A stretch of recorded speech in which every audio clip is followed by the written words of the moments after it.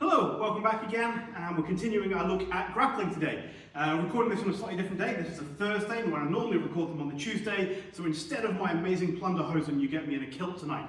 So I'm sure all of those people who've been complaining about the puffy pants can complain even more about the skirt. But let's move on to what we're looking at tonight.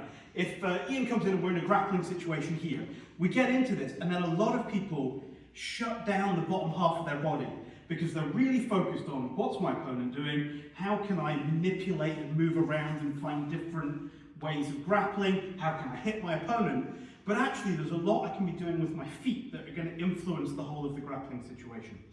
So I just want to take a quick look at some of those. Now there's some really obvious ones we've looked at already. If I can pull him off balance, I can get my knee up in here. Yeah, that response is the one we're looking for. Yeah, even though that didn't actually do any damage, it caused a reaction, and that reaction buys me time. Yeah, we looked at purring down the shin, that'll get you a reaction. Yeah, that'll make you move that foot back out of the way. Yeah, and as he's adjusting, all of that is time he's not stable that I can exploit on the top half of his body. Yeah, and obviously we've got knees coming in here, feet coming in, I can kick his knees. We've looked at nobbling, I think, as well, where I'm going to get in and put my knee next to his and flick it out to the side. You know, all of this stuff that's really just a continuation of kind of ragging, where I'm just throwing him around and keeping him off balance. But what I can also do is by moving my feet, I can create a lot more traction. And by that I mean if I just pull him towards me and Ian resists, yeah, Ian's not gone anywhere because he's bigger than me, he's stronger than me, he's not moving anywhere. If I now, if we keep this tension on and I just step back, Ian follows because my legs are stronger than his arms are. That's just how humans are built. So I can use this momentum to actually help everything else I'm doing. So again, it becomes even better if I can shove him.